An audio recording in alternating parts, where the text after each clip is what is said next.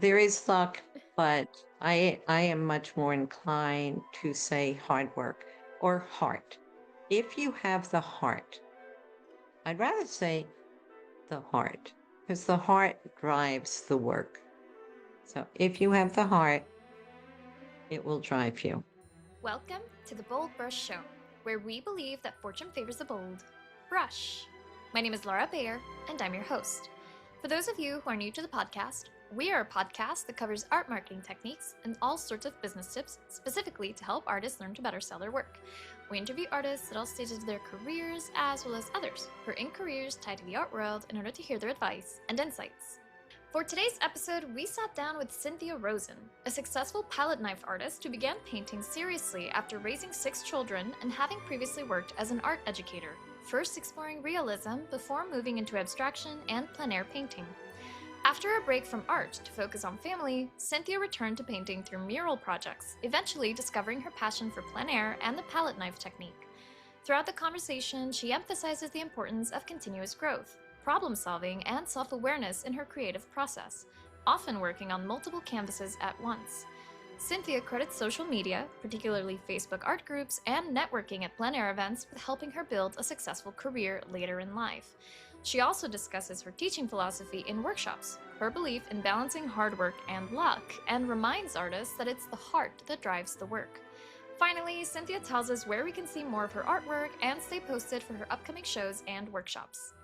Welcome, Cynthia, to the BoldBrush Show. How are you today? I am good and I'm honored to be here. Thank you Yes, for the invite. Of course, and I'm so excited to have you because your work is so unique and so expressive, and I feel like it really harkens so deeply into the Impressionist movement and really pulls, the plein air back into, the roots, or some of the roots, which is of course Impressionism. And I love the sort of dappling effect and the visual color mixing that happens in your work. So I'm very excited to pick your brain about you, your work, and your career. Oh, thank you. Totally open. Awesome. That's what I like to hear. But before we dive into your beautiful work, do you mind telling us a bit about who you are and what you do? So, I actually started painting when I was over 60. I was like a major mom. I taught once the kids hit school. I raised 6 children. I did have what could have been an art career uh, when I was really young. When I was about 20 years old, I was invited into a gallery, mostly corporate gallery in New York City. The time they had seen some super realistic drawings that I had done, highly finished, super realistic, and they invited me into the gallery. But by that point, because I went to the Boston Museum School, and this is the era of non-objective art. And all of a sudden, I had transitioned from the super realism, and it was just pencil drawings, to mixed media, non-objective. And I said to the gallery, well, I've sort of changed. And they said, that's fine. So, I was really lucky that I got into a New York City gallery. Didn't realize how lucky I was. I was young and I wasn't sure if I was really that interested in art or psychology. I had set up a program, got a grant from Department of Mental Health in Boston, set up work programs in halfway houses and jails and alternative schools. So, I was sort of divided, but I kept making art and went to the museum school, attended really for a year. I tried ceramics, I tried jewelry, I did some printmaking, photography. I did not paint.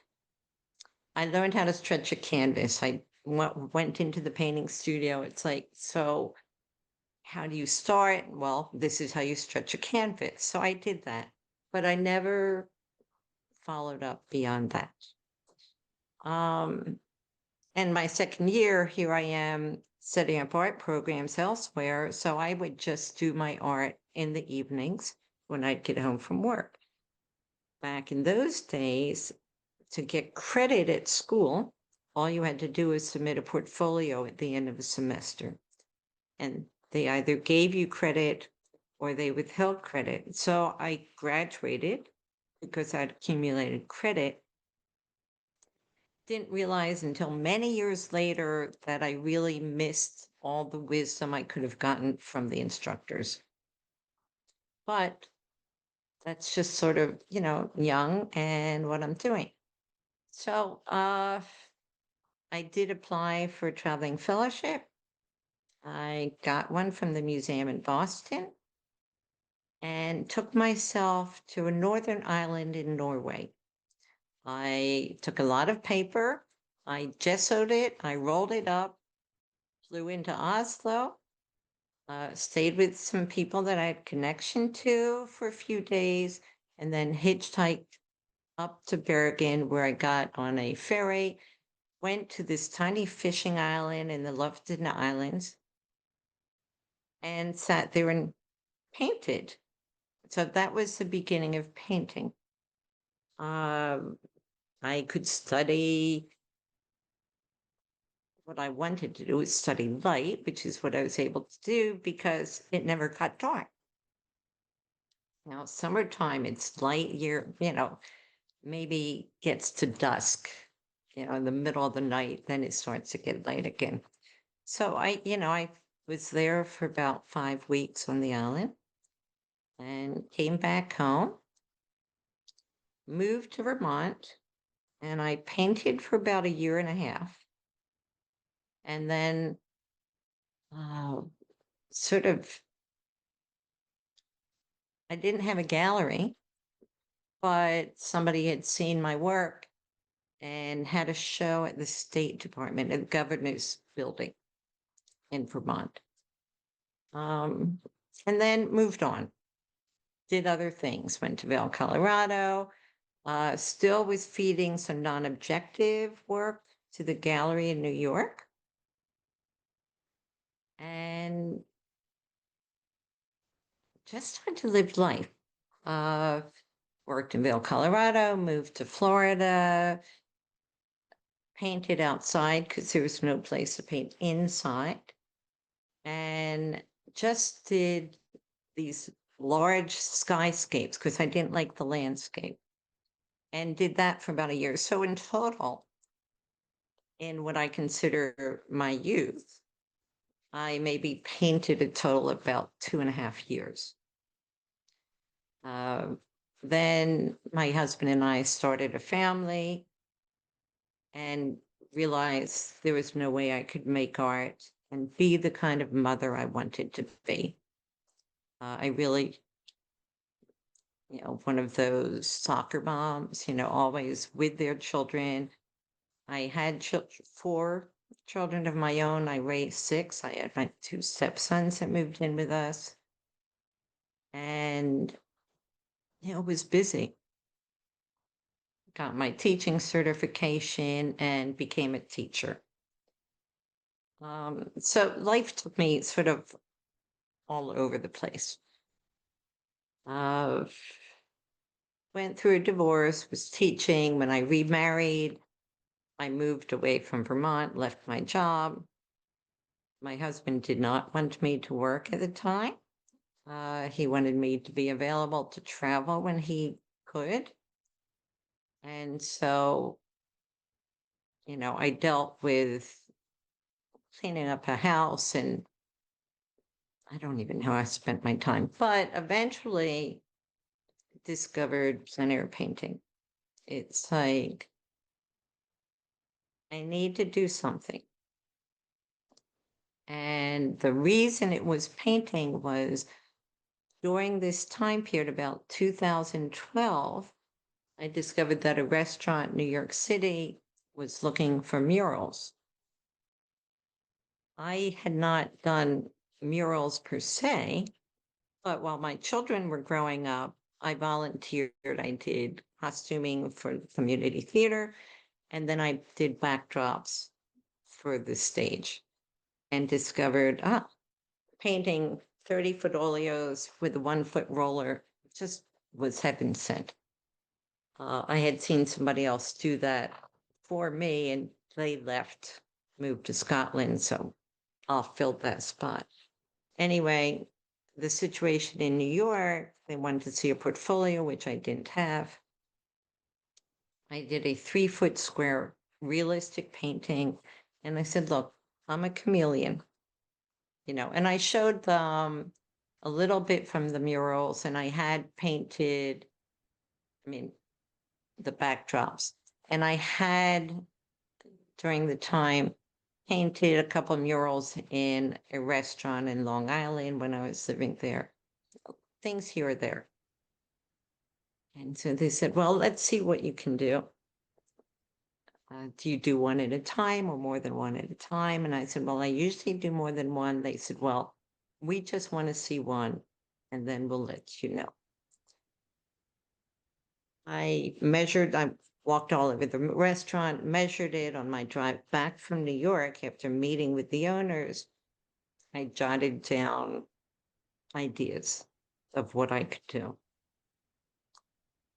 And spent the next 36 hours sitting at my kitchen counter doing little gouache studies, putting them on Photoshop, superimposing them on photos of the walls I had taken, and sent it down, said, this is my idea for the restaurant murals. Can I proceed? They said, sure. So a month later, I took down 1.5 murals, not totally finished, but for them to see. They said, okay, you're on. Got the job and got paid. Not a lot of money. In fact, I was told that I had to install them, and that was the hardest part. It's old brick walls, and drilling into old brick was, I went through probably 10 diamond bits. I spoke to somebody. I got my son, who is living in New York, who's an artist, to help me. And so we installed some murals. I get a call back next winter saying we'd like more, because there was a huge restaurant. It's now closed because they had a short lease. But I said, well, you have to wait till I get back to Vermont, because what I would do is I would do canvas here. I'd paint them on canvas. I'd roll them up, install them in New York. And so could not do it in a small condo apartment in Arizona. So I came back, did murals that year. So this is 2012, 2013. And all of a sudden it dawns on me, well, I can make money doing art. And so that's pretty much how I got started. Went back to Arizona and really 2014 really began there.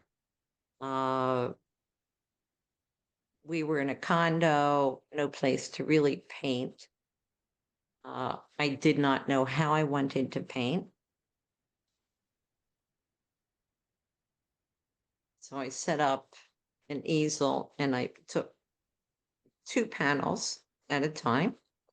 And I'd paint one realistic, sort of what I saw, somewhat loosely realistic, and one abstract. It's like I knew I could draw what I saw, but I had been an abstract painter, so to speak. That was mixed media at the time when I had stopped making art. And I realized I don't know anything about color. So that's when I picked up the palette knife. And it's like, I don't know how to mix colors. And I don't like green. So I'm not buying green paint. I don't like brown. I'm not buying brown paint. But I would probably the first 6 years of my painting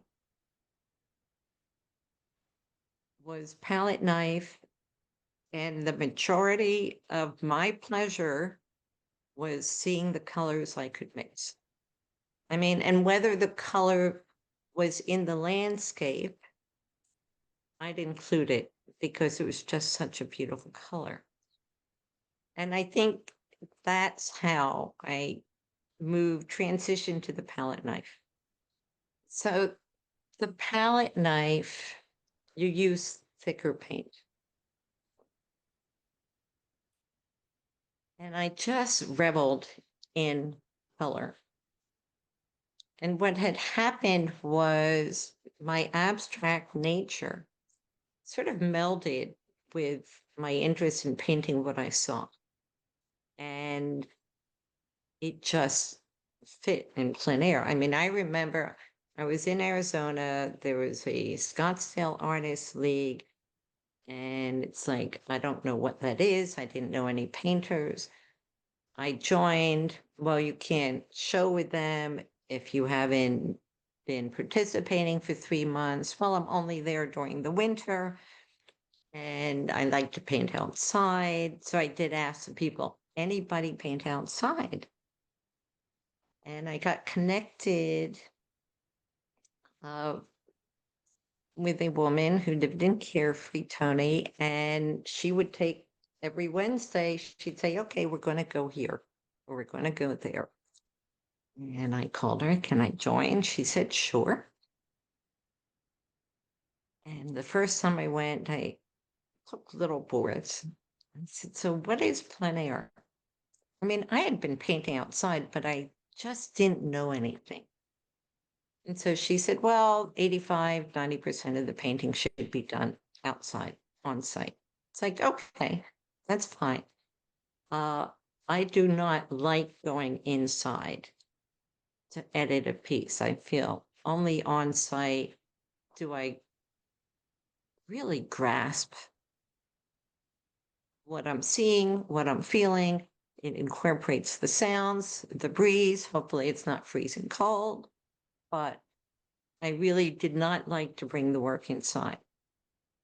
Now that I've been painting for well over 10 years, yeah, I can make some adjustments afterwards inside. I don't do that much, but I like to paint large. And I live in the Northeast now. I love painting out west. I miss painting in Arizona, but my life's not there anymore. So I only live in the Northeast, and you're lucky if you have 2 or 3 days in a row with consistent weather here.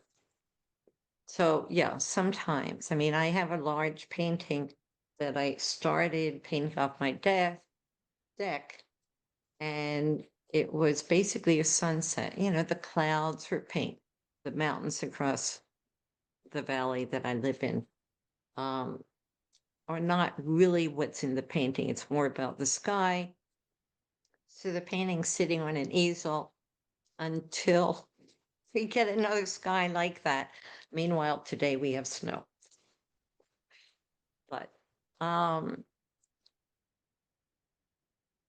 I like painting plein air. I love painting outside because my favorite size to paint is now 30 by 48 or 36 by 60. I've gone more to studio work. Sometimes the plein air feeds it, and sometimes it's just an interpretation from a photo. I have like 60,000 photos on my phone, and I'll take similar image over and over and over again. And I don't copy my photos. At this point, I'm familiar enough with the landscape that it just feeds me some inspiration, extra inspiration. But you know, it's really, it began with the knife. It began with loving movement of color.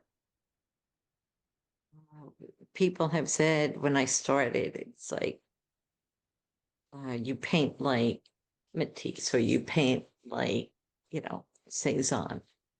And yeah, I know a bit of art history from my college years,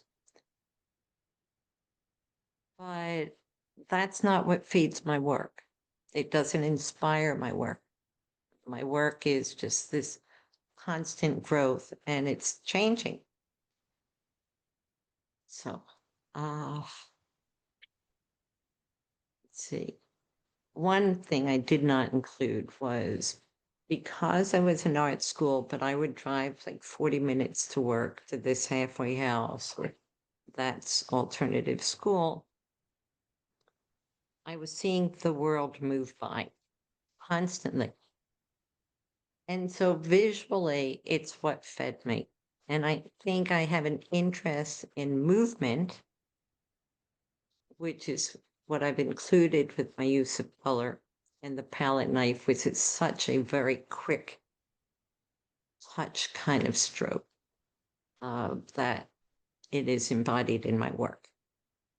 So on my website, I quote, or I state, time doesn't stand still, neither will my work.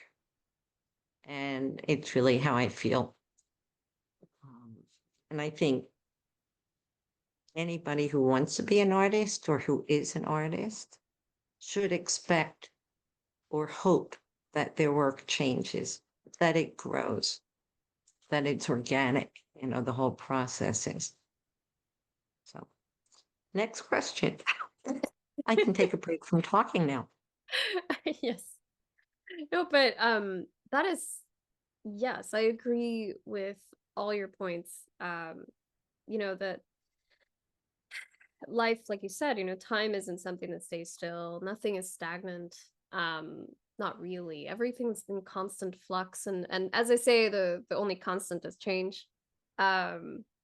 Because it's kind of a funny oxymoron, but it's very true. And if your work as an artist does stay stagnant or exactly the same, I think there are two things happening.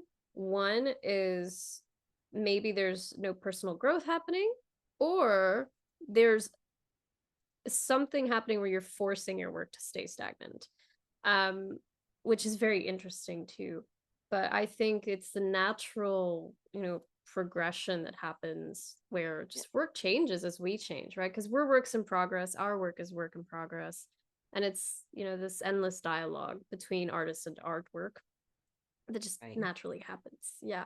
Yeah, totally. Well, and then, well, oh, when go I for give it. workshops, and I explain the process to people, what I say, it's like hiking. Of course, I live in the country, not the city. And you decide what you want to learn or do, and you take a hike and you study that. And you hit a plateau where you practice it. The hike feeds you, but the practice is when you hit the plateau. And when you've mastered that skill, then you're looking for something else to improve on. And so then the hike continues. And then you hit a plateau where you're practicing, during that second stage, the second hike. It's like, what do I want to learn? What do I need to learn? You're mulling over in your brain and you're dealing with the discontent that you may have. It's like, okay, I painted this over and over again. What can I do now? That's what you figure out on the next leg of the hike. And all of a sudden, oh, I know what I want to learn. You hit the plateau, you practice it until you're ready to step forward towards something else. And my belief is this is a non-ending hike. I mean, it's like life is a journey and we're always on it. So, that's how I talk about the process with workshop attendees. Yeah. You find what your next inspiration is while you're hiking, while you're looking around. After you've become discontent with what you're doing or bored with what you're doing, time to move on. Yeah, yeah, and I think there are two things there also that kind of tie into, your point, which is, that if especially as an artist, I think we're very sensitive people in general. Um, and one of those sensitivities I think a lot of artists have and is very important to the work is having that self-awareness that you just mentioned, that awareness of, oh, I'm lacking in this part of painting. How can I improve it? Or what did I get right this time that I didn't get right the second time? And then on top of that, in that plateau is finding that curiosity again of, oh, I don't think I've ever painted this very specific type of tree, or I don't think I've attempted to paint bark before, and Right. I want to try it, right? And I think that's where the real magic happens as well, because it comes from that self-motivation instead of, oh, what can I paint that's really cool that Right. other people will like, instead, what do I think is cool, you know? Yes. Well, we've seen artists that have said, okay, this is what's going to sell. This is what Mhm. I'm going to do. And I won't put anybody down. I mean, if that works for them, Yeah. it's fine. It doesn't work for me. I've been lucky. I mean, incredibly lucky. People see things in my work that I don't, maybe because I see it all the time, and I'm most often discontent with it. You know, it's occasionally it's like, oh, I really like that piece. Um, 1 out of 10 pieces, it's like, oh, that worked. How did it happen? Most of the work, it's like, well, it could be better. But, people paint for different reasons. I had an uncle who actually, he's the person who gave me my first paint set when I was in junior high. He gave me, I don't even know what kind of paint it was. But it stuck. It's like that's when I fell in love with art. I mean, for me, it was painting what you could see, super realism. But uh, anybody who engages in any of the arts in this life, in my book, is lucky. For a visual artist, you walk outside and it's like, oh my God, look at that. For a musician, you hear a sound or a beat and you say, wow. For a poet, you read a beautiful piece of poetry, or a writer, you find some literature, and the use of the words is stunning, you know. So I think anybody engaged in any of the arts, theater, anything, is blessed because there's something that can make our day unexpected. We can have a tough day at work. I mean, when I was teaching, it's like you can have a tough day teaching, or you can be loading grocery bags and somebody's nasty to you. But if you have some kind of aesthetic, for a visual artist, which is what I talk about most, it's like walk outside and just see something beautiful. And it's like, oh, relieves that stress from the day. But yeah. Yeah. It's so if you want to be a Sunday painter and you get pleasure from it, it's fine. It's what you want to do with your work. If you want it to grow, if you're content, just not worrying about that, that's fine too. As a professional artist, I always want to grow. I have an acquaintance who's a really fine, really fabulous and highly reputable painter, who said when they go to the plein air events, they paint what they know. And so these plein air events, for anybody who doesn't know, are these opportunities to go to a different location. It could be for 3 days, it could be for a week. The ones I used to participate in, I've sort of stopped doing them now. but we get put up in people's homes. And so the only costs you have to cover are the transportation and food. And the hosting organization would constantly be showing your work with the opportunity for sales. So, this person said they always paint what they're familiar with, no matter where they go. And I said, I always paint what I don't know, what I'm not familiar with. And they said, do you like the challenge? I said, no, I don't like not knowing how to paint something. And it can get you in trouble. The first time painting cars, I went out with a group of people up on this hill overlooking a town, 6:30 in the morning, no traffic. There was like this one little shop that was open, and there would be a car in front of it. It's like, okay, I'm petrified of cars. I didn't know how to paint them. For me, I just want four wheels, warmth in the winter, windows that work in the summer, that will get me where I need to go. That's what a car is. So how to paint something mechanical that I'm so unfamiliar with. So I started to paint it only to find out that those cars were parked in front of a coffee shop. So they kept leaving. Every 10 minutes, the car would drive off and there would be a new car there. The first time I was in Florida and it was raining, and it was at a plein air event in Tequesta, Florida. And there were these two boats in this waterway that were just at these great angles to each other. And so I'm standing in this garage where it's covered, and I'm looking out on this waterway. I'm going to paint boats. And somebody comes by and says, you're not painting the boats, are you? And it's like, yeah, look at the angles. The composition, it's awesome. The dynamics. I was all excited. They said they're going to move. What do you mean they're going to move? Whatever. So I'm going to, I'm painting them.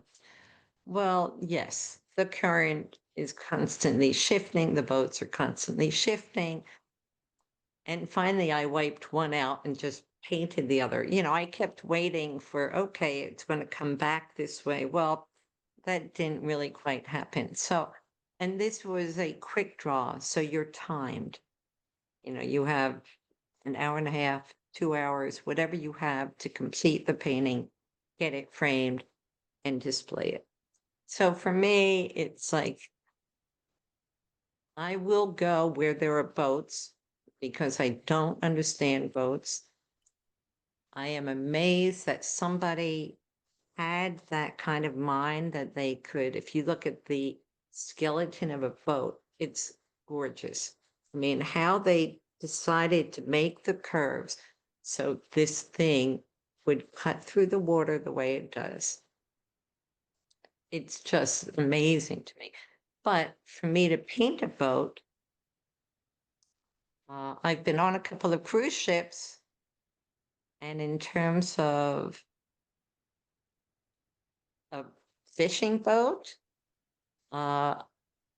maybe I've been on one or two in my life.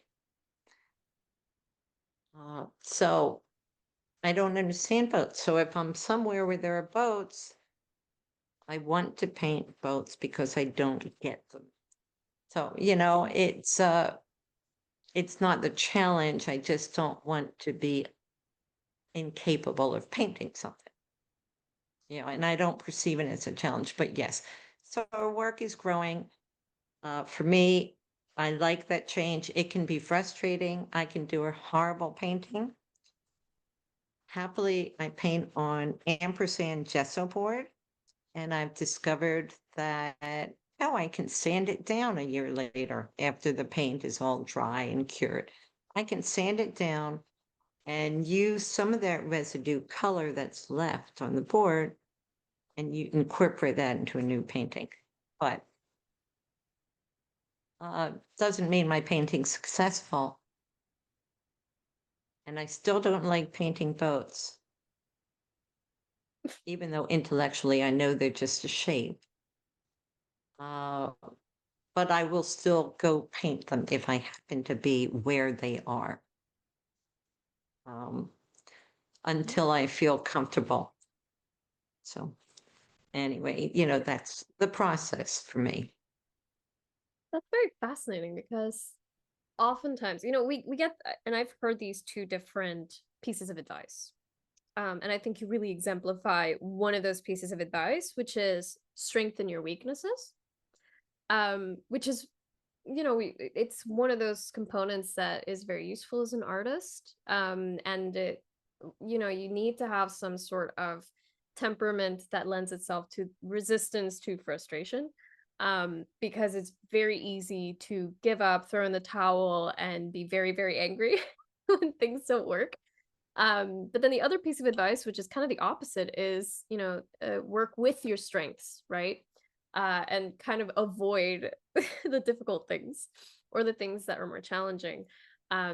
But I think it's a little bit of both, right? It's a little bit of, yeah, you should be working on your weaknesses. And if you gravitate towards this thing that's really challenging you, that's where the growth really happens, right? Right, right. We learn more from our mistakes than from our achievements. Yep. Um, so for me, painting plein air is a different creature, but I'll still, unless I'm working on an 18 by 24, anything smaller than an 18 by 24, I'll usually have two paintings going at the same time. Uh, I used to joke, well, when you start painting and you're over 60, you have to paint fast. Then it is, I'm on a site. I like that view and I like that view. So why not? Basically I'm dealing same time of day, similar palette. Why not paint them both? And not only that, but if I'm painting on this one and I can still see that one,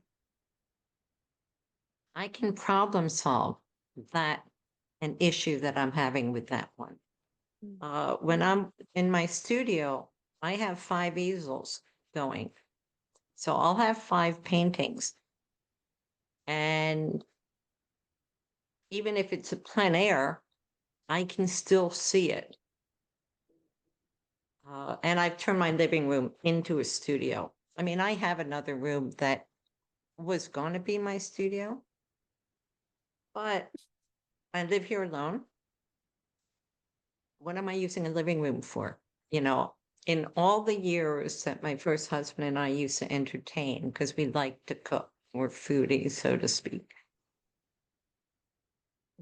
we'd never leave the dining room table.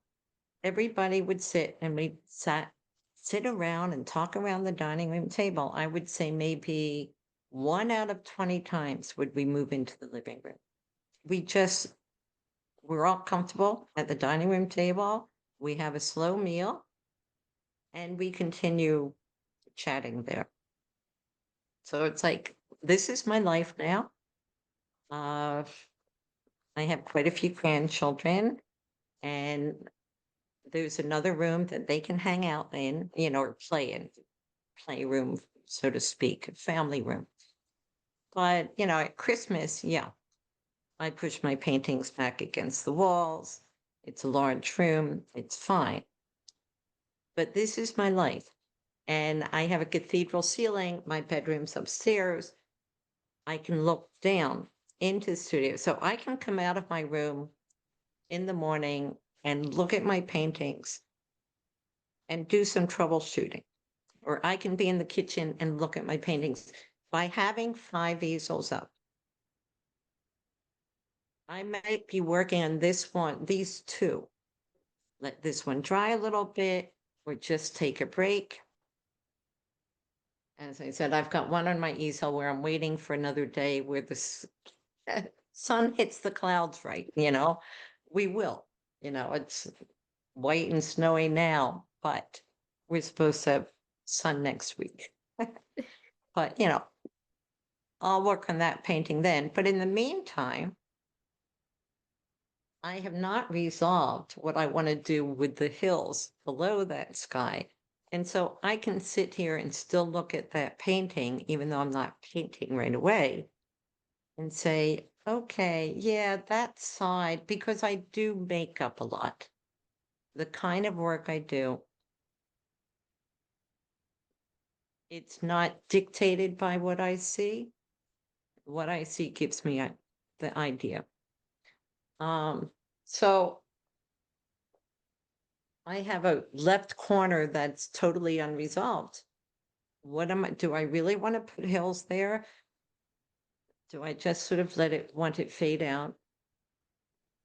Even though I'm not working on that painting actively today, it's there. I can problem solve it.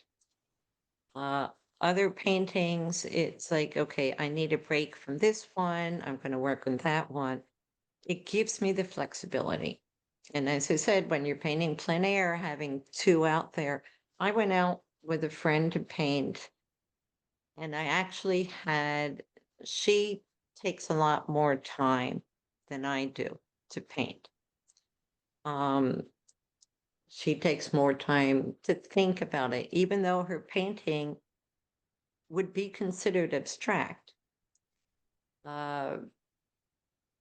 It's just how she functions. And instead of getting impatient, I bring extra boards with me. And so I had a couple mini boards that I sort of did sketches on besides the painting that I was working on. So, there are ways to accommodate your personality, your type. You figure it out what works for you. It works for me to have more than one image in front of me. And as I said, it's everybody's different. My son's a painter. He's he's the opposite from me.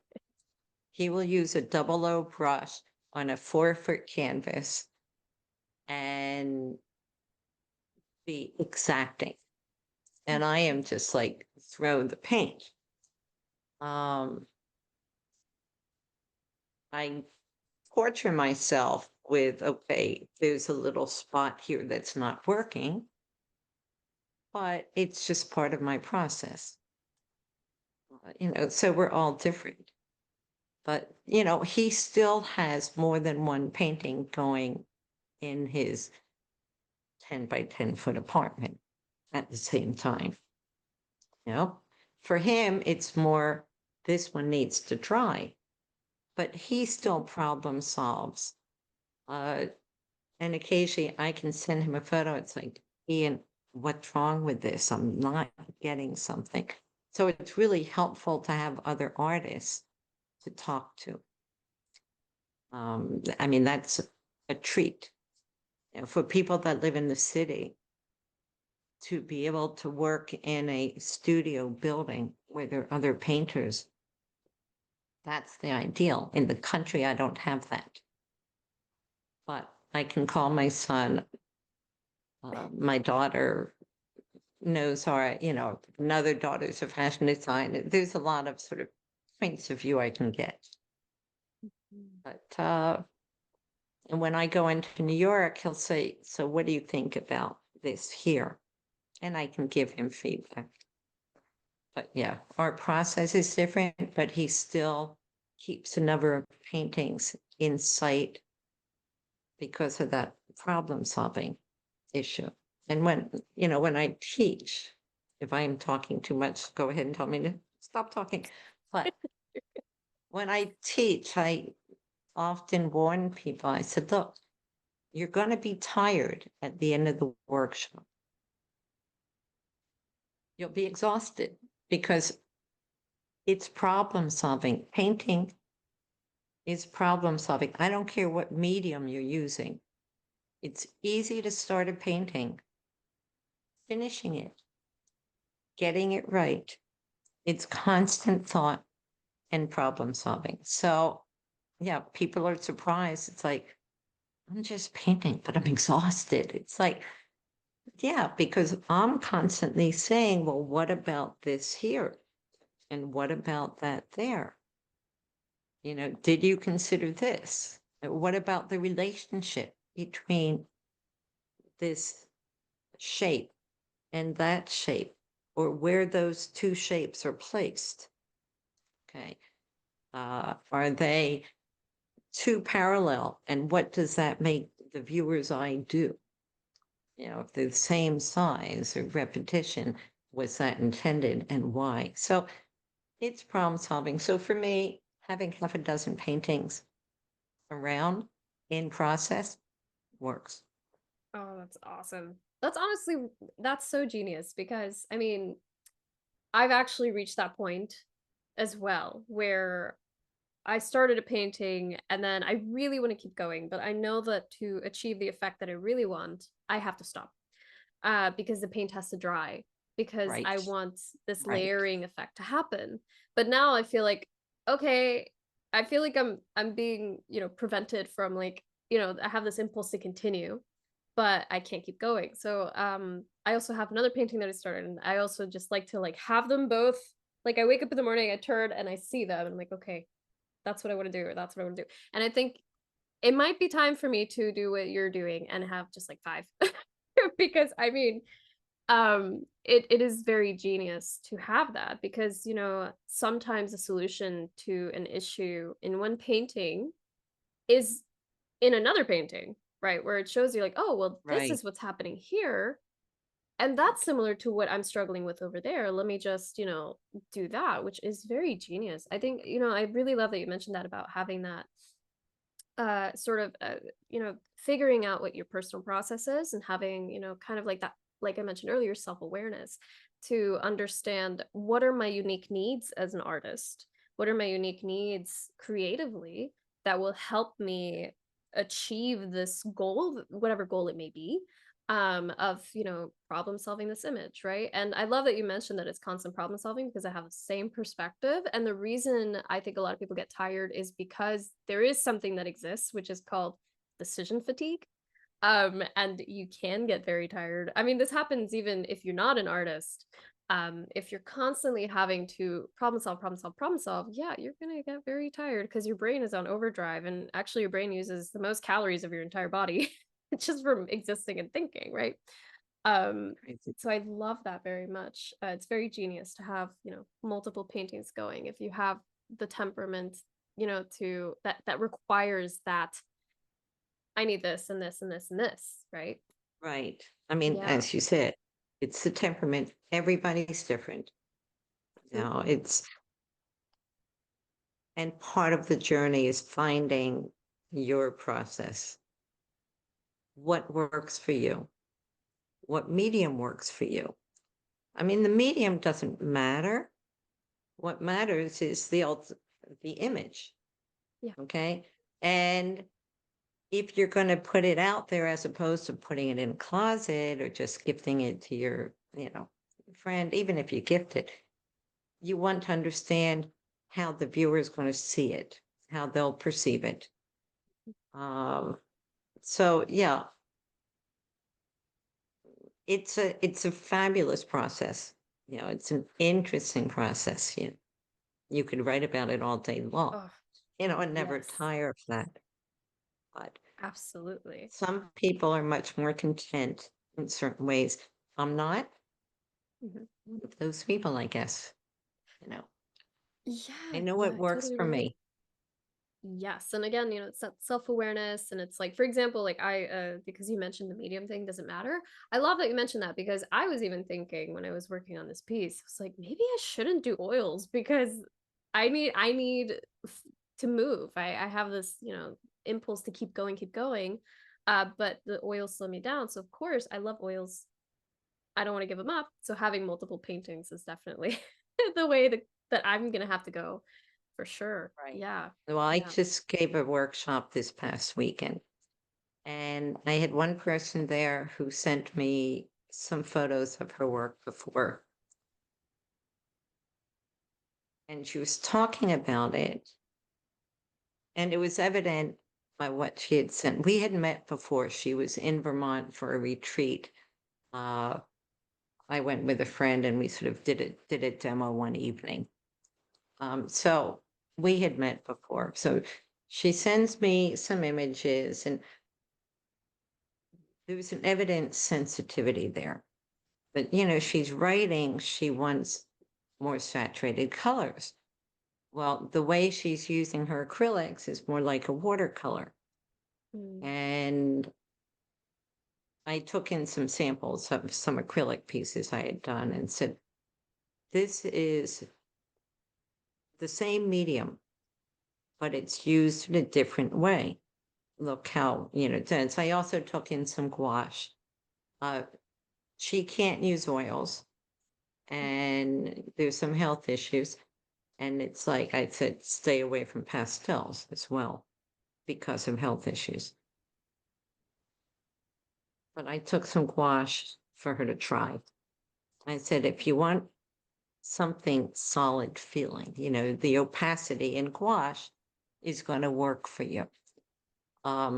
Or use your acrylics in a dense way. You can glaze. I mean, glazing is the best part of acrylics for me. The fact that you can paint and glaze 10 minutes later, it's just wonderful.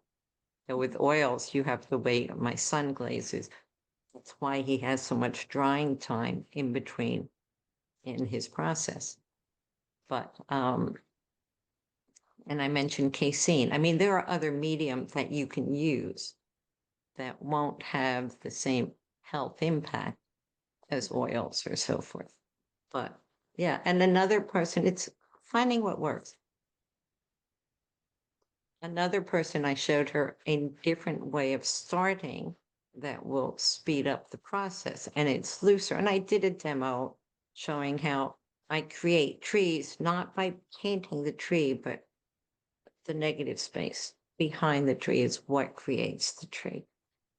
And so I was showing this a different process to another person who started it and then said, I really like that way of doing, which was more traditional. And I said, that's great. Okay. You've tried something.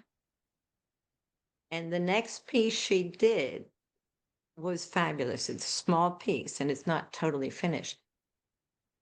But it's almost like she had the greater confidence to just charge ahead, making that decision of how you want to work, what works for you, whether it's the medium, the process. It's all part of figuring out who you are as a painter.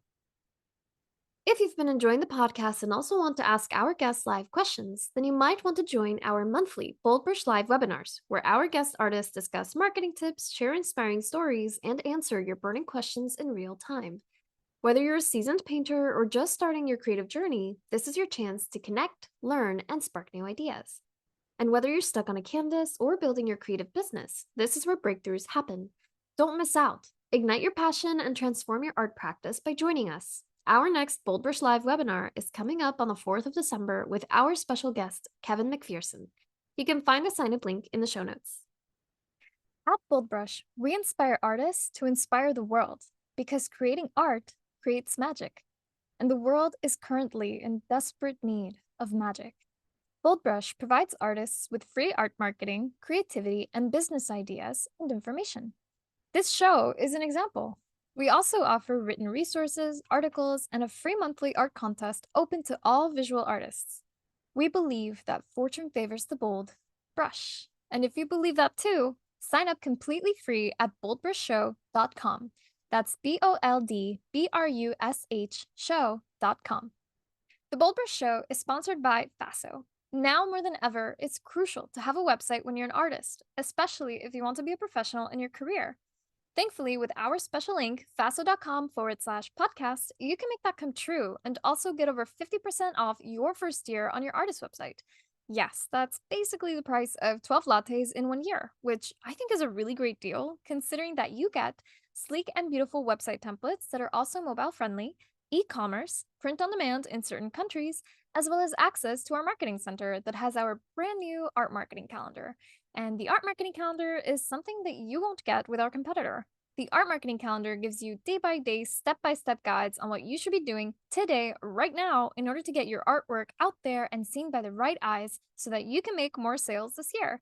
So if you want to change your life and actually meet your sales goal this year, then start now by going to our special link, faso.com/podcast. That's FASO.com/podcast.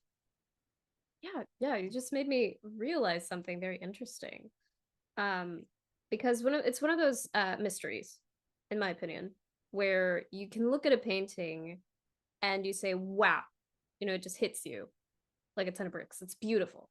And then other paintings, and sometimes I wonder if it's composition. Other times it does feel like it's whatever the artist was going through when they painted it. Now I'm wondering if sometimes those paintings that aren't quite so, hit you like a ton of bricks. I wonder if that has to do a little bit with indecision in the painting that we can feel. It feels like when a stroke isn't confident. It could be. I Yeah. just had a show. So I had a show a year and a half ago, something like that, in Manchester at the gallery here. I had been in France and visited Cheverny. I had never been there. I have a sister who lives in France. And so I try to go when I can to support her. She'll never come back to the States. She's been living there for 35, 40 years. So, I go visit when I can.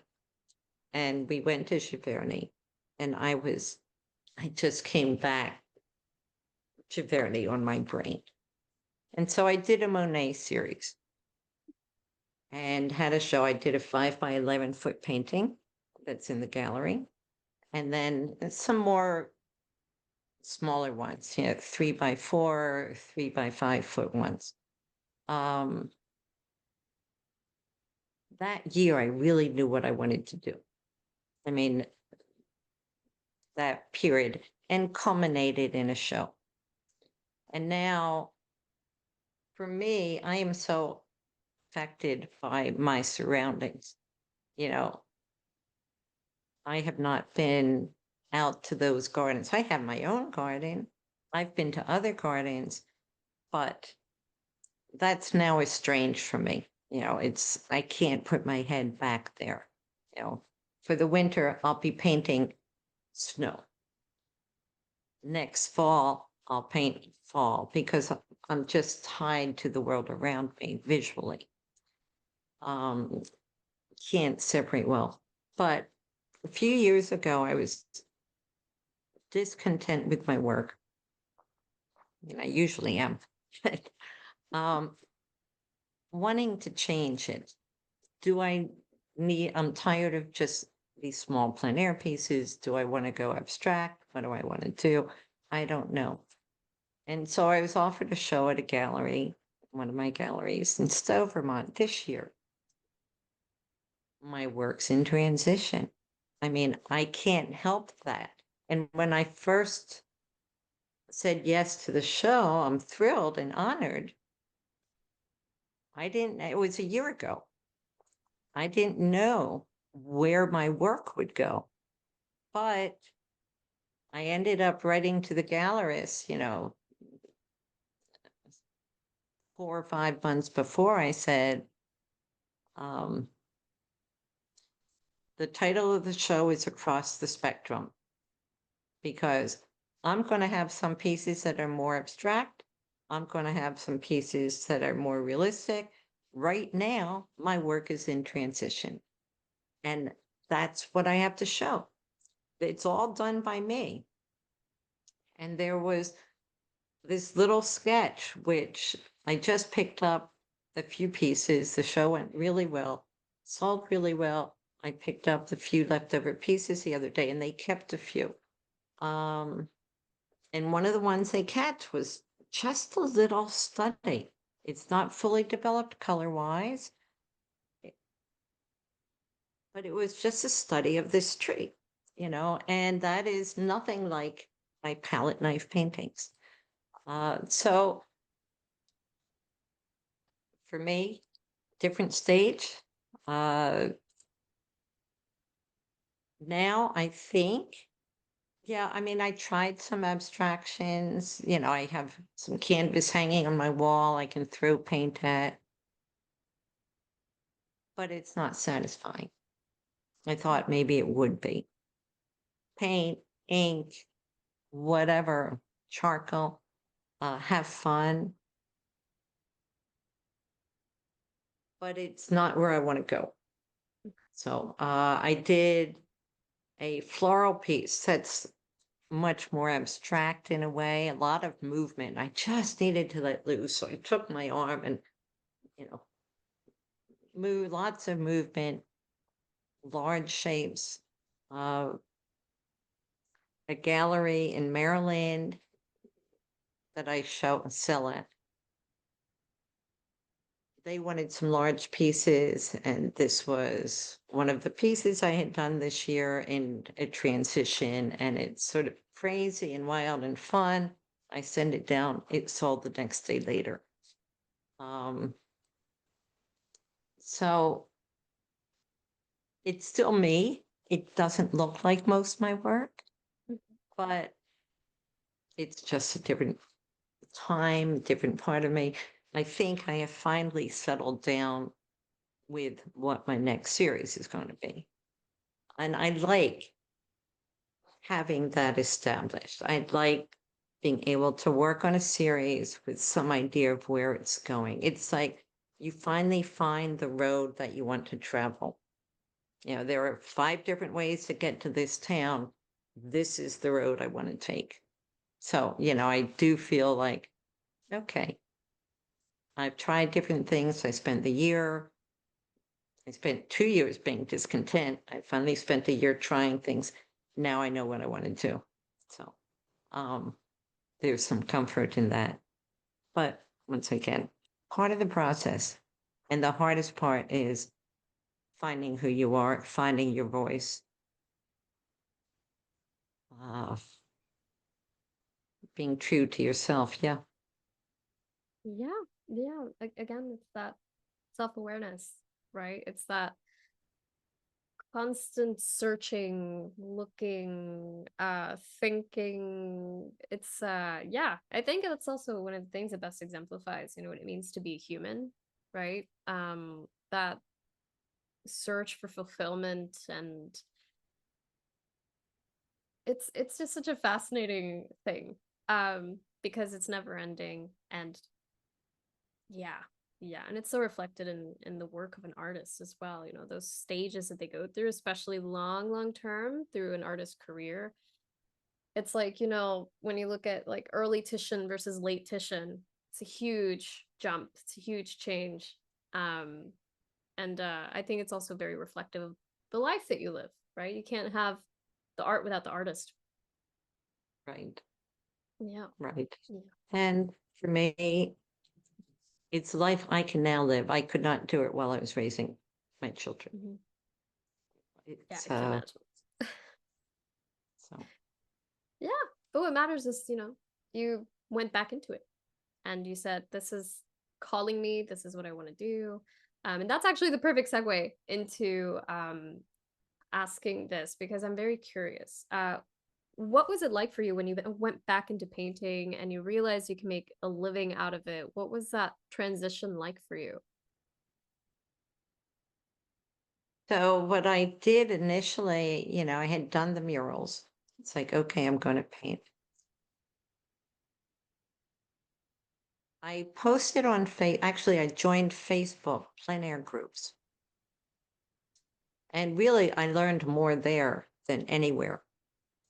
I look at work and it's like, what do I like? What doesn't excite me?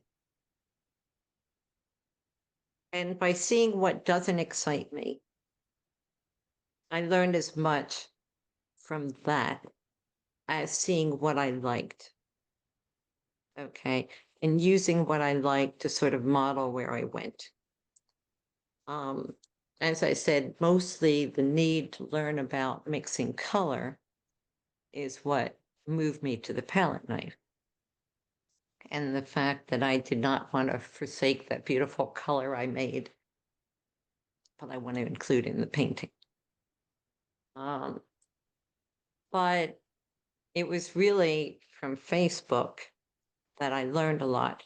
I think Facebook now, it's a different world, 10, 12, 13 years later, are the Facebook groups as active as they used to be? I don't know. I don't have time. I'm horrible at social media. I don't make the time. I would rather spend the time with my grandchildren, paint. I do some volunteer work. I don't want to be posted on social media, but it is a social media that helped my career. I was interviewed by Plein Air magazine because he saw some paintings. Barr saw some paintings that are posted on social media. And at first, I had gotten a lot of, well, you shouldn't paint. How are you painting like that? This is plein air. It's supposed to be realistic, So I had plenty of skeptics. And I remember asking Tony, I paint differently. Is that a problem? It's like, no, you paint how you paint. But I figured, just another person, because he said it's his painted plein air. It's like, yeah, I posted on a plein air site. It's painted plein air. And a month later, he calls and says, I want to do an interview. I want to write an article. So it was from Facebook that the connections were made. Of course, I was building a website, and Fine Art Studio Online was easy enough for a non-techie to figure out how to do it. And so I created a website, and I'm trying out different medium. And because I have a website that shows that I'm really painting, and I painted 400 paintings my first few years. They were all small, but doing 2 at a time, yeah, you get a lot of work done. But I contacted Gamblin at one point, said, well, I want to do some portraits, and this medium is my paint's drying too fast. They went to my website, saw that, yes, she's a painter, and they sent me a couple samples. Try this, try that, so it all works together. Galleries. I got invited to a gallery because of being on social media. And I went to one of Eric Rhodes' retreats. I was gifting myself the time away to go for a week and just be with other artists and paint. Nothing to do, no family, no travel with my husband, just a gift for myself. So at one of his retreats, I get an email from somebody named Barbara down in Warm Springs, Virginia, saying, I'd like you to apply for Bath County plein air. And I'm at this retreat when I get that email. And I'm sitting having lunch with Krista Pisano. And I said, so I was shy, too shy to be with most of the people. Krista at the time was wearing goths, and she was much younger than most of the painters. And so she was sitting off to the side. It's like, okay, I'm sitting with her because I'm shy. It's like, and intimidated. But I said, I just got this really strange email from somebody named Barbara Burr in Bath County. And she said, oh, yeah, it's great. I said, what is it? Well, it's a plein air event. And you go for the week. And yeah, you should do it. And I said, well, she just said I could apply. She's not saying you're in. And Krista said, look, if she's reaching out to you, she likes your work. So you're probably in. Anyway, getting myself where there are other painters, which was this retreat. I mean, honestly, our town, the Southern Vermont Art Center, just held a retreat. And I don't know if they had 10, 12, 14 people, not a big retreat. Eric Rhodes, who's the publisher of Plein Air Magazine, Plein Air Connoisseur, hosts these big retreats and these big travel tours for plein air painters. But going to his retreat, it was a max of 100 people or so. I got to meet other painters. And going to the plein air events, but it all sort of started with Facebook. It's where I was seen. Now, maybe it would be Instagram. I don't know. But my recommendation, if somebody's wanting to start a career, get to be seen. When I first started, I had these little paintings and I would hang them up at the local art center. The price was $350 for like a 9x12. And the paintings would sell before I could do another. And so that's when you raise your price. So then they went to $450 and they were still selling before I could do another. That's how you start. At my workshop, one of the attendees wants to become a professional painter. And she says, well, she lives in Vermont and there's, shows in the valley green, so to speak, in the little center of town when they have some, a sale of craftspeople. And she told me what she prices her work. And it's like, you can't make a living if you're selling it at $100 or $120. Because what are your materials? What is your time? What about the equipment to set up your show? You have to take all that into account. The framing, everything. The business end of being an artist is tough. It's what I like least. So for me, accepting the fact that a gallery takes 50%, they can take care of the business end. But in the beginning, it was all on me. It was gaining visibility on social media, going to the plein air events as a plein air painter. For this woman, she's not a plein air painter. She's a good painter. I said, the land conservation groups host sales. You should start there. You'll meet other artists. You'll meet people. I was amazed. A woman who had taken once or twice some workshops from me has become a friend. She doesn't, maybe she lives an hour away or something.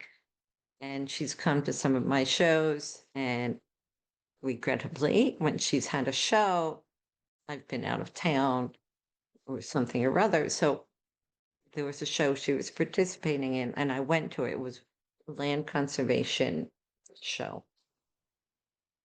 It was almost like a county fair. They had people telling you where to park. I mean, there were hundreds of people there. There was wonderful work there. And it was a great place for a country painter who likes painting landscapes or animals, cows, anything to begin. But yeah, recommendation would be anybody interested in being a painter, get yourself out there in viable places where people can see it. Libraries. My son went to the New York Academy of Art for grad school. He studied at RISD. And he likes to paint landscapes. And one of his teachers said, you don't want your work hanging in restaurants and you don't want it to look like Corot or Courbet, And one of the other teachers stood up for him at some kind of teacher review and said, well, look where Turner started and look where he ended up. This is a young guy. We don't end up where we start. hopefully we grow. But I've got to tell you, I had the opportunity to work in a restaurant, and as a result, I probably sold 20,000. So I would not cancel anything other than make your prices realistic to start with. As it sells, you grow your prices. I know I'm getting into this because something you had said sort of led me there. Mhm. Yeah, it's advice to people when I give a workshop and so forth. I mean, you don't sell much off of the website unless you have sales, because sales attract attention. And I know all the advice that FASO gives, or all the advice is Eric Rhodes as well. Send an email out every month, consistent. Send newsletters out every month, be consistent. One, that's not me. And two, if I get newsletters from people that I have not asked to get a newsletter from, forget it. And especially if it comes every month, I just shut them down. I mean, I don't shut them down, but I don't look at the newsletter. I just delete it. I don't like how much email I get. Mhm. And so I will send a newsletter out 2, at most 3 times a year if I have something to say. Mhm. Once again, it's not me. John McDonald writes incredibly informational newsletters. Wonderful. They'd be worth reading. It's like reading an art. Okay. For me, I was actually really surprised because I walk my dog in the morning, and someone I don't really know that I've passed as we've walked our dogs had read one of my recent newsletters. And I know that the rate of newsletters that get read is supposed to be relatively low. I get my newsletter opened by far the vast majority of the people that I send it to. And I think it's because I don't send out so much. So they figured if they're getting something from me, it's because I have something to say or some announcement to make. But once again, the marketing yourself, getting your work out there, getting people to see it. If you like being on the computer, guaranteed the more newsletters or the more visibility you get, the better. I'm just at a later stage in my work where I can say, yep, let the galleries take care of it. So, it's different if you're beginning from where I am. Definitely. Yeah, yeah. And I totally agree with starting, and a lot of people also say it, starting local, putting yourself out there, putting your work out there, being seen. And especially now with social media, we have so many more opportunities to build online communities that lead to physical communities and more opportunities, right? I think we're in a time now where it's a lot easier to connect with the specific community that might be most welcoming to your work, right? And I think that's very important. Yeah. I mean, you're tied to BoldBrush, however, whatever way you are. Mhm. BoldBrush offers a FASO Fine Art Studio online people opportunity to show work. I actually have 2 BoldBrush awards that I've never cashed in for marketing, but Mhm. it gives people the opportunity to show their work, to get it out there. I get in my emails from BoldBrush. I don't know how often, because I don't always open them, you know, BoldBrush likes this painter or, that artist or something. Depends on what my time is. If I'm traveling and sitting in a hotel room, I'll open it up. If I'm busy with my own life right now, it's like, yeah, I don't have time to look at it. Sometimes I'll look at it and it's like, oh, I'll take note because that painter I really like. It's like, um, I mentioned to you Edward Povey. They're great people to look at, and I do love it when somebody gets brought to our attention. Sometimes it's like anything. You look on Facebook, look on Instagram, you look in art books. I like this painter. Yeah, I'm not going to bother with that one.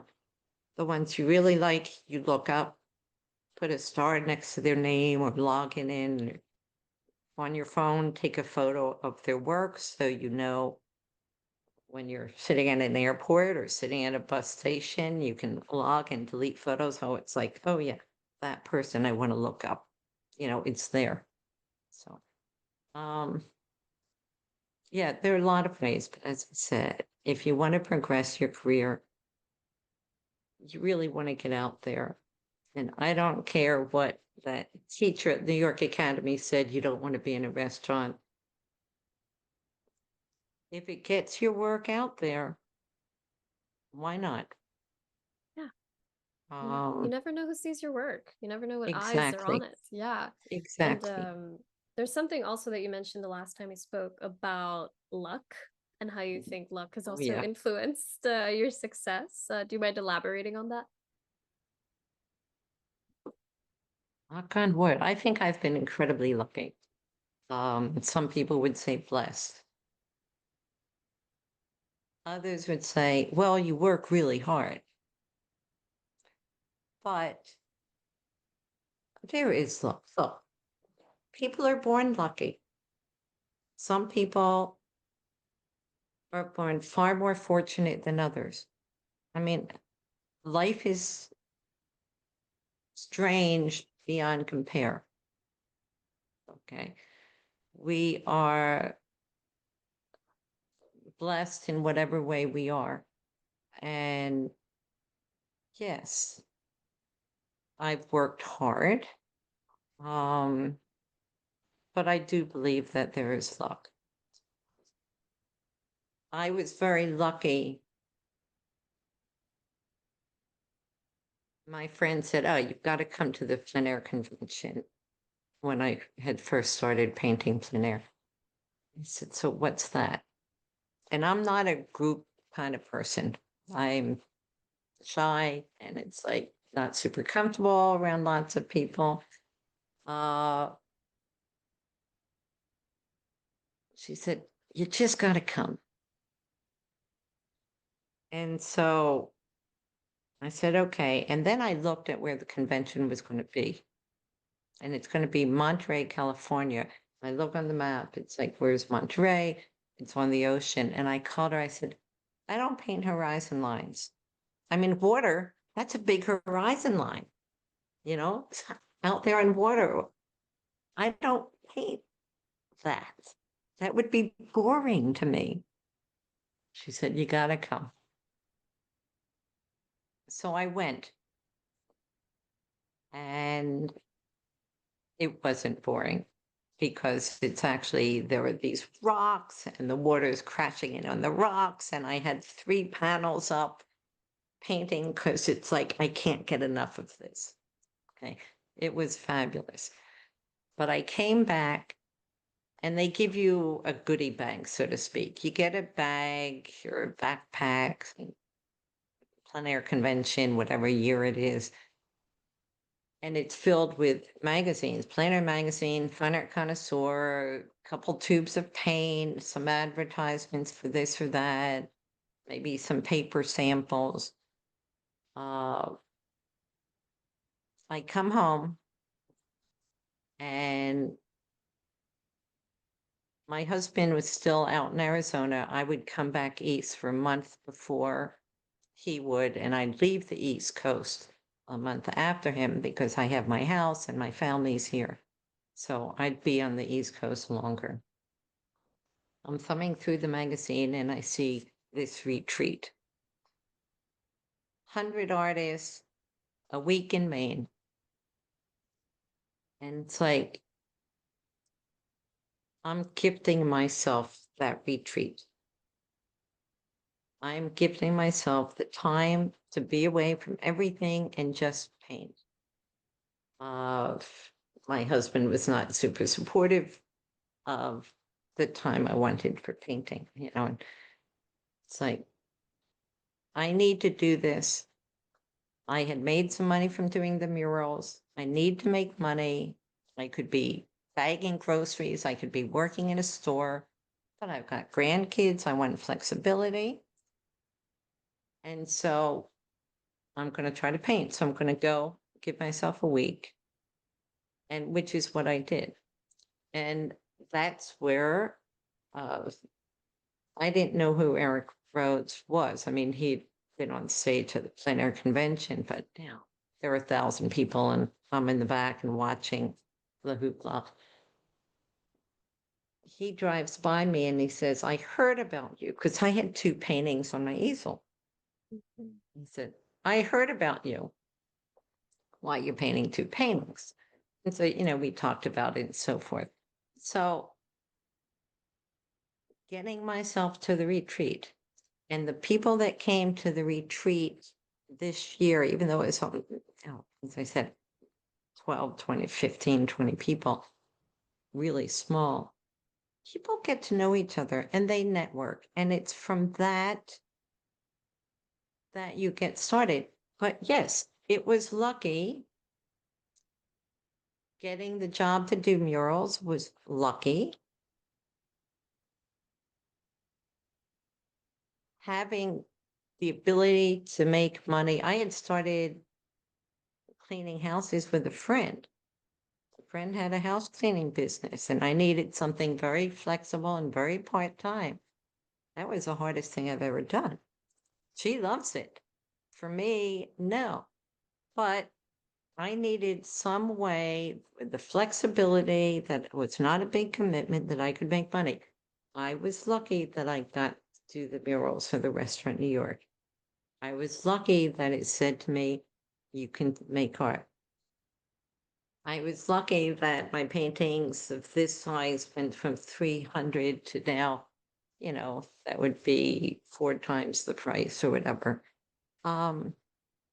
Luck has a lot to do with it, but getting yourself into the right places, getting yourself where there are other people of the same ilk, and the networking. As shy as I am and it was still great.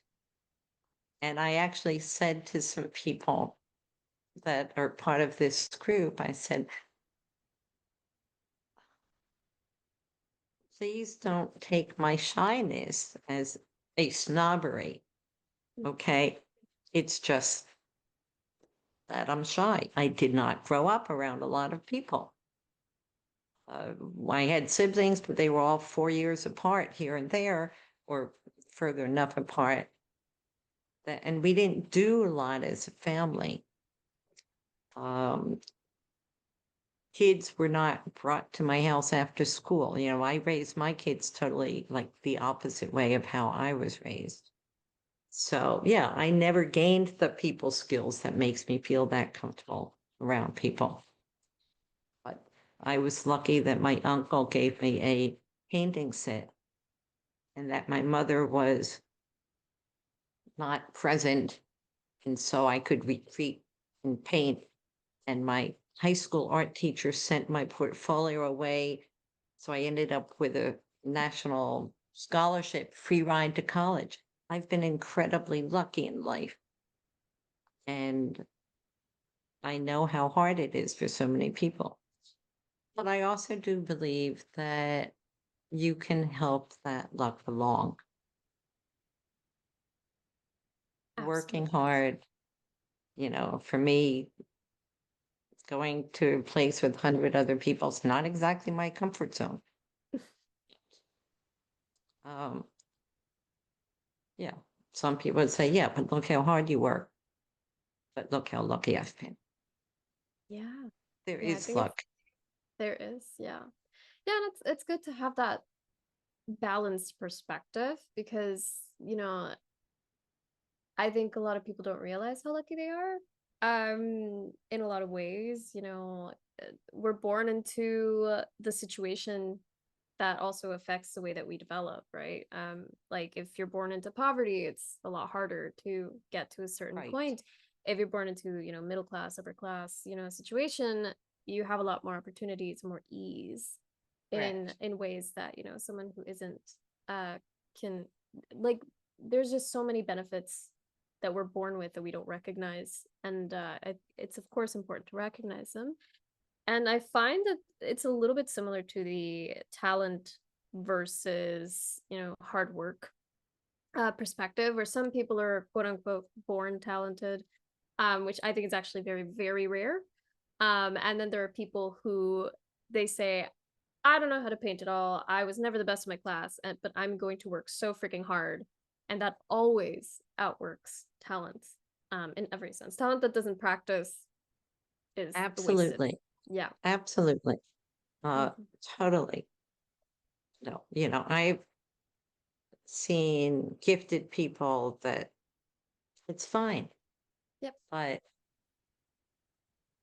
whether they don't take advantage, they don't work with it. I don't know. And some people have just been lucky, and there's some really bad art there that people are making $1 million from. There's all sorts of things. But Yes. no, I do believe that hard work is what I don't know. Then somebody's going to say, yeah, but look at the person who just got lucky. I don't It's a know. balance. Yeah, I it's a little bit of do. everything. Yeah, Yeah. I do not see myself as a really talented person, but I've worked hard. And I also don't see my work as being that good. But that's me because Yeah. I'm discontent with it. And, Mm-hmm. I've said, I recognize some pieces are good. Mm-hmm. And I do say it's like 1 out of 10 pieces. It's like, wow, who did it? How'd that happen? Um, that one just worked. And that's Mm-hmm. true, especially with plein air. It's different in the studio. In the studio, you can work at it and work at it and work at it. Sometimes it won't work. Sometimes it needs to be put away for a year and then you pull it back out. But other times, yeah, you can solve the problem. But no, there is luck, but I am much more inclined to say hard work or heart. If you have the heart, I'd rather say the heart because the heart drives the work. So if you have the heart, it will drive you. Oh, I love that. Because it's so true. I think also it's very evident in someone's work when they put their heart into it, right? Of course, hard work is one thing, but it's also, yeah, you have to have that curiosity, that motivation, that drive, that love for the craft. Um, Right. because there's also the possibility of someone working hard, but if there's no fulfillment and if there's no, like, it's almost like a car that's stuck in the mud and the wheels are just spinning. That's very different from a car that's actually moving, right? Right. Yeah. Yeah. No, Yeah. it's true. Um, mentors. Mm, Yeah, mhm, I mhm. this person who was in my workshop said, "So do you do mentors?" And my older sister has mentioned, "Oh, you should do mentoring." And I look at the logistics, and it's like I don't want to deal with all the logistics. But this person who took my workshop, it's like, "Would you mentor? Do you ever mentor?" It's like, look, you're in my workshop. You want to send me some images? You want to ask for advice? Feel free. Okay, we have a relationship now. Do I want to take on strangers and go through this whole rigmarole? No. you've taken my workshop. You want to send me some work?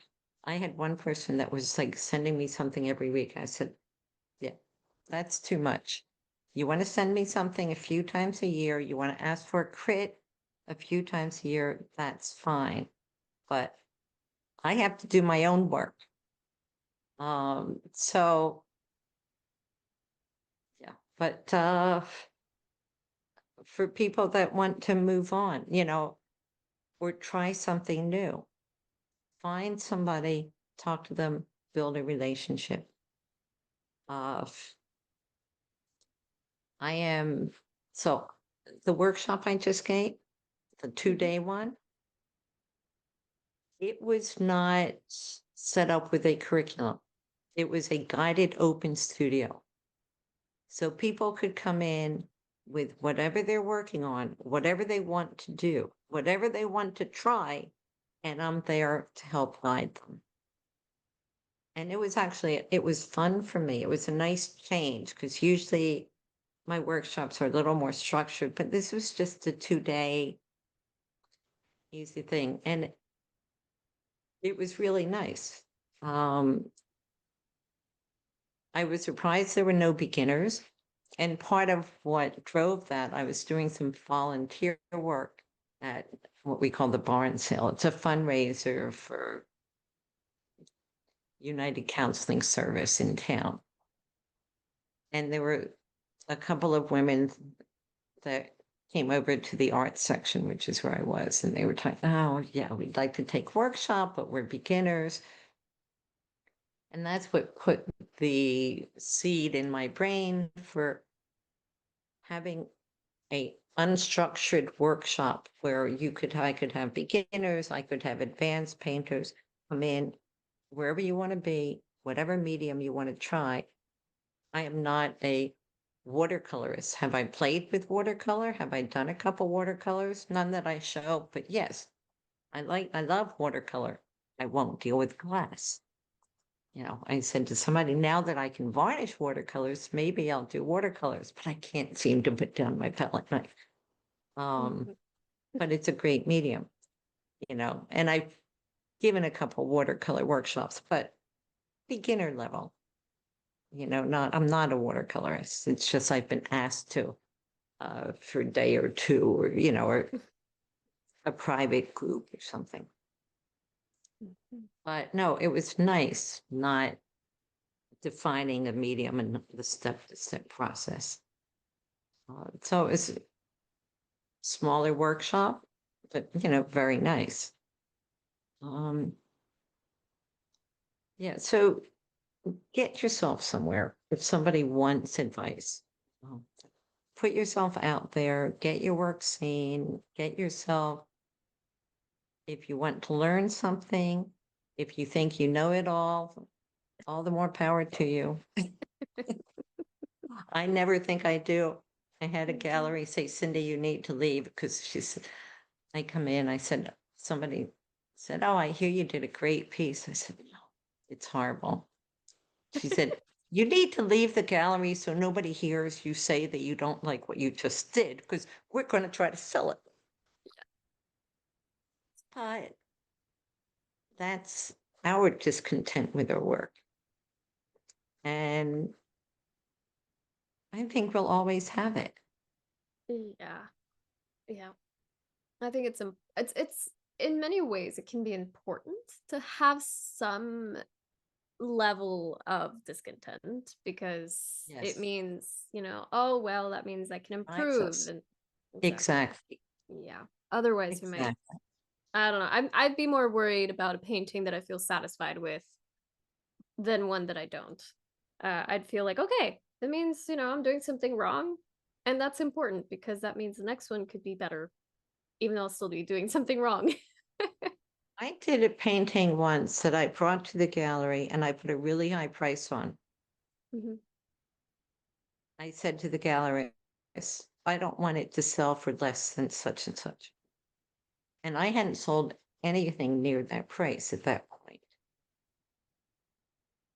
And I did that because it needed to be worth my while to sell it. Otherwise, I wanted to be able to go look at it and figure out what the heck I did that made it work, because it worked, but I wasn't aware. I was a newer painter at the time. It's like, it works and I don't understand why. So I want to be able to go look at it and not let it go until I figure out what that was. And then, she had an offer that was lower than what I came in at, later on. And it's like, yeah, because by then I had figured it out. Um, no, it's important. It's important to see your work. It's important to see what works, what doesn't work, learn from it, to make your next step. So forth. Absolutely. Absolutely. And then if someone did want to take a workshop with you or wants to see one of your exhibitions or anything, do you have anything coming up that you would like to mention? So I'm really bad at keeping up with my website, but I think I have posted some recent ones. So my galleries are Helmholtz Fine Art in Manchester, Bryan Fine Art in Stowe. These are both Vermont. Gallery 46 in Lake Placid, and the Trip Gallery down in Easton, Maryland. I used to do a lot of plein air, well, not a lot.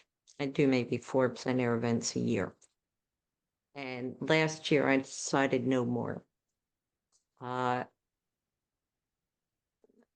We'll see about next year. I may apply to one, but I'm not sure. It was sort of nice not having to travel. So workshops, I always give workshops at the Southern Vermont Arts Center, and that's 1 or 2 a year. And this coming year, there's a new place that I've never been to. It's called Artist Rising Creativity Retreat in Glastonbury, Connecticut. I'm giving a workshop there in spring. The Wayne Art Center, every spring I go down and give a weekend workshop. And let's see, I'm not doing it till 2026, but I've given a couple of, I think 3 workshops at the Hudson River Valley Arts Center, which is a fabulous place. I mean, I love it. I've never been to this Connecticut place, but it's a 5-day workshop. I like the 5-day workshops. They are residential. People live there. We eat meals together. I tend to go back into the studio at night if anybody wants to come into the studio and work some more. Maybe if people want, I'll do a small thing on perspective, or we'll get somebody to sit and do portraits, which would not be part of the regular workshop, but the retreats provide that opportunity. And I've been asked to judge the Adirondack Plein Air Festival whenever it is, probably next summer. I think it's in August. And I'll be giving a 2-day workshop up there that's in Saranac Lake area. So, those are the workshops. Some are on my website. If they're not all up there, it's because we haven't come up with all the lesson descriptions yet. But that's sort of where I'm at. I had a conversation with somebody a couple weeks ago. An artist came up to visit and paint and was saying, well, you need like 10 galleries. It's like, no, I'm good with 4. 4 galleries, that's plenty. It's hard to keep up with them. So that's sort of about me. I can't think anything else. Well, do you mind telling us what your website is and maybe your social media? Okay, website is www.cynthiarosen.com. It is a FASO website. I made some changes. I haven't even checked it to see if they went through, but yeah, I put pieces up there every so often. I don't always add the new pieces. Sometimes they get into a gallery and they sell before I get around to putting them on my website. But on Instagram, Rosen Cynthia, ROSENCYNTHIA, and Facebook, I think it's Cynthia Rosen. You'd have to sort of, and there's a Cynthia Rosen studio, but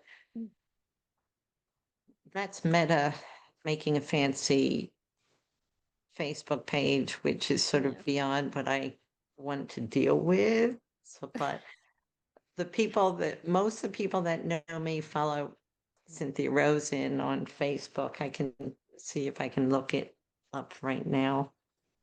Sure. Yeah. And I do have some paintings actually at Sarah Beth's West restaurant in New York City, talking about restaurants, from which, as I said, I've made some sales. So, galleries will say, oh, you shouldn't do that. Well, you know what? I was invited to, and the exposure has been good. And so I'm lucky to be there. But yes, I will be also including all of your links in the show notes. And then in case someone wants to get your biannual or triannual newsletter, they can also sign up at your website. Yeah, they can sign up. I mean, that's the Yes. great thing with FASO. One, as I said, is for non-techie, it was super easy to set up. And I could change the layout. I could change all this stuff, which I just don't do because I'm wanting less computer time. I'm not. I Exactly. More keep time in getting the more and studio. more grandchildren. But yes, FASO has links to things, it's easy to go from my website to, it even mentions if a painting's at a gallery, it shows that it's at that gallery. Anyway, yeah. Yes. Yeah. No, I also have a FASO site, and I think it's the most convenient, fast. I mean, you don't have to deal with anything. You can have your blog It there, is your so newsletter. easy. Yeah. Yeah. Though I have been asked about prints, and for a while they were going to do prints and they stopped, but they are again. So I have to, I Yeah, you can get that set up. contacted services. It's like, so they gave me a list of how to set up prints so people can make prints for my work. Yes. But of course, computer time. I know, exactly. It Yeah. is. And I want to switch out the paintings that are in New York. I've got to take some new paintings up to Lake Placid. I need to get some done for Helmholtz. So it's like, yeah, busy. Yeah, it'll get done eventually. Right. But yeah, well, thank you so much, Cynthia, for giving us some of your time and your excellent advice. I have tons of notes, and I'm so grateful to have had you on the podcast. Well, thank you very much. I am honored to have been here. And hello to everybody in Arts World. Have heart, work, get your work out there. If you want to be a professional, if you want to enjoy it for yourself, gift it to family, it's a joy. So Yes, they're lucky to have it. yes. Okay. So Thank everybody you. in Art World, Yeah, hi, and thank you, BoldBrush. of Take care. course. Thank you to everyone out there for listening to the podcast. Your continued support means a lot to us. If you've enjoyed the episode, please leave a review for the podcast on Apple Podcasts, Spotify, or leave us a comment on YouTube. This helps us reach others who might also benefit from the excellent advice that our guests provide. Thank you.